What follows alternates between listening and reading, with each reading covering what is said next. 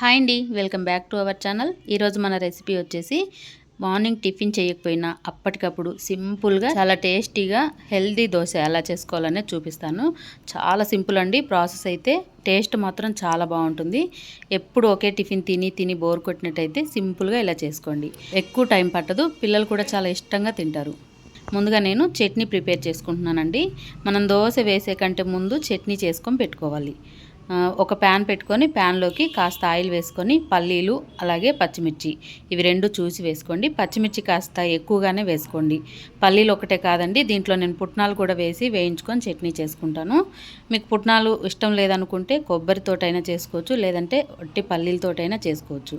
Stove off చేసిన తర్వాత పుట్నాలు వేసుకోవాలి. ఇదంతా బాగా వేగిన తర్వాత ఇప్పుడు చూడండి, ఇలా వేగిన తర్వాత ఇప్పుడు స్టవ్ ఆఫ్ చేసుకొని చట్నీ చేసుకుందాము. ఒక మిక్సీ జార్ తీసుకొని మిక్సీ జార్లోకి మనం ఈ చల్లారిన తర్వాత వేసుకొని మిక్సీ పట్టుకోవాలండి. వేడిగా వేసుకున్నట్టయితే మిక్సీ తొందరగా పాడవుతుంది. ఇప్పుడు చూడండి, ఇవన్నీ వేసిన తర్వాత ఇప్పుడు దీంట్లోకి కొంచెం చింతపండు అలాగే కొంచెం సాల్ట్ వేసుకోవాలి. మనం పుట్నాలు వేసుకున్నప్పుడు ఖచ్చితంగా చింతపండు వేసుకోవాలండి. మనకు ఆ టేస్ట్ అనేది చాలా బాగుంటుంది. పుట్నాలు వేసినప్పుడు చింతపండు వేయకపోతే టేస్ట్ కొంచెం డిఫరెంట్గా ఉంటుంది. ఇప్పుడు చూడండి, ఇలా బాగా మెత్తగా పట్టిన తర్వాత ఇప్పుడు దీన్ని ఒకసారి కలిపి కాస్త నీళ్లు వేసుకొని కలిపి పక్కన పెట్టేసుకోవాలి. ఒక గిన్నెలోకి తీసుకున్నట్టయితే మనం తాలింపు వేసుకోవాలి ఈ చట్నీకి. ఇప్పుడు ప్యాన్లోకి కొంచెం ఆయిల్ వేసుకొని జీలకర్ర ఆవాలు వేసుకొని ఒక ఎండుమిర్చి 4-5 వెల్లుల్లి రెబ్బలు వేసుకొని కరివేపాకు ఉంటే వేసుకోండి. నా దగ్గర లేదని వేయట్లేదు. ఇది కాస్త వేగిన తర్వాత స్టవ్ ఆఫ్ చేసుకొని ఇప్పుడు చట్నీలో వేసుకుందాము. వేడిగా అయినా వేసుకోవచ్చు, లేదంటే కాస్త చల్లారిన తర్వాత అయినా వేసుకోవాలి. ఇదంతా ఒకసారి కలుపుకొని మనకు చట్నీలో కాస్త సాల్ట్ తక్కువగా వేసుకొని కలిపి పక్కన పెట్టేసుకోవాలి. ఇంతేనండి, సింపుల్గా చేసుకోవచ్చు చట్నీ, చాలా బాగుంటుంది. ఇప్పుడు దీన్ని పక్కన పెట్టేసి మరొక బౌల్ తీసుకొని దాంట్లోకి 1 కప్పు వరకు బియ్యం పిండిని తీసుకుంటున్నాను. అలాగే 1/2 కప్పు వరకు అయితే రవ్వ తీసుకుంటున్నాను. సూజీ రవ్వ అండి, ఉప్మా రవ్వ. 1 కప్పు బియ్యం పిండికి 1/2 కప్పు అయితే సరిపోతుంది. అలాగే టేస్ట్కి తగినంత సాల్ట్ వేసుకొని ఒకసారి ఇదంతా బాగా కలుపుకుందాము. ఇలా పిండిలో బాగా కలిసేంత వరకు బాగా కలుపుకొని తగినన్ని నీళ్ళను వేసుకొని కాస్త జారుడుగానే కలుపుకోవాలండి ఈ పిండిని. మనకి పిండి కాస్త నానిన తర్వాత రవ్వ అనేది కాస్త చిక్కపడుతుంది కాబట్టి కాస్త నీళ్ళని వేసి కలిపి మూత పెట్టి పక్కన పెట్టేసుకొని ఈలోపు మళ్ళీ స్టవ్ ఆన్ చేసుకొని ప్యాన్ పెట్టుకొని దాంట్లో కాస్త ఆయిల్ వేసుకొని పోపు దినుసులు వేసుకొని ఒక ఉల్లిపాయని సన్నగా కట్ చేసి వేసుకోవాలి. అలాగే 2 పచ్చిమిరపకాయలను కూడా సన్నగా కట్ చేసి వేసుకోవాలి. ఇది కాస్త వేగాలండి, పచ్చివాసన పోయేంత వరకు బాగా వేయించుకొని అలాగే కొత్తిమీర కరివేపాకు ఇవి 2 సన్నగా తరిగి వేసుకోవాలి. దీంట్లో మీకు ఎంత వీలైతే అంత సన్నగా తరిగి వేసుకోవాలి. ఇది కూడా కాస్త వేగనివ్వాలి. వేగిన తర్వాత చిటికెడు పసుపును వేసుకొని ఇప్పుడు స్టవ్ ఆఫ్ చేసుకొని మనం ముందుగా కలిపి పెట్టుకున్న పిండిలోకి దీన్ని వేసేసుకోవాలి.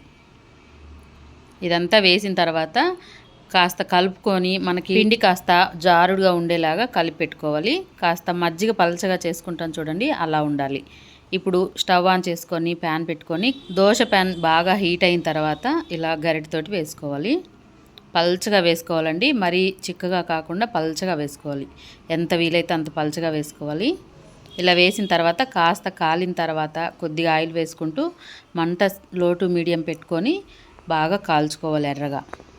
మనం మంట మీడియంలో పెట్టి కాల్చుకున్నట్టయితే ఇలా ఎర్రగా కాలుతుంది, అలాగే క్రిస్పీగా వస్తుందండి, చాలా టేస్టీగా ఉంటుంది. ఇప్పుడు ఇలా కాలిన తర్వాత ఒక సైడే నేను కాల్చుకుంటున్నాను. మీరు 2 వైపులా కాల్చుకోవాలనుకుంటే కాల్చుకోవచ్చు.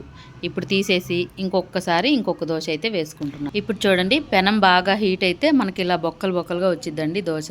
అలా ఉన్నప్పుడే మనకు క్రిస్పీగా ఉంటుంది. ఇలా వేసిన తర్వాత ఇది కూడా బాగా కాలిన తర్వాత తీసుకోవాలి.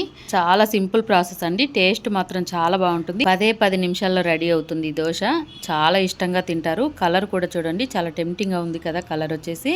దీన్ని చట్నీతో తిన్న బాగుంటుంది. అసలు పిల్లలైతే ఒట్టిదే తినేస్తారండి, చట్నీ కూడా అవసరం లేదు, అంత టేస్టీగా ఉంది. టేస్ట్ మాత్రం తప్పకుండా ట్రై చేయండి. ట్రై చేసిన తర్వాత మీకు ఈ దోశ ఎలా వచ్చిందనేది కామెంట్ చేయండి. వీడియో నచ్చితే మాత్రం లైక్ చేయండి. మరెన్నో మంచి రెసిపీస్ కోసం అయితే మన ఛానల్ని సబ్స్క్రైబ్ చేసుకోండి. అలాగే ఇప్పుడు దోశనైతే టేస్ట్ చేద్దాము. మనకి చాలా క్రిస్పీగా ఉందండి దోశ వచ్చేసి. పొద్దున్నే బ్రేక్ఫాస్ట్కి ఏమీ చేయలేదు అనుకున్నప్పుడు ఇలా సింపుల్ ప్రాసెస్లో చేసి పెట్టండి, పిల్లలు చాలా ఇష్టంగా తింటారు. ఇంతేనండి, చాలా సింపుల్గా చేసుకోవచ్చు. మీకు ఎలా అనిపించిందో కామెంట్ చేయండి. వీడియో నచ్చితే లైక్ చేయండి. మరెన్నో మంచి వీడియోస్ కోసం అయితే మన ఛానల్ని సబ్స్క్రైబ్ చేసుకోండి. Thank you.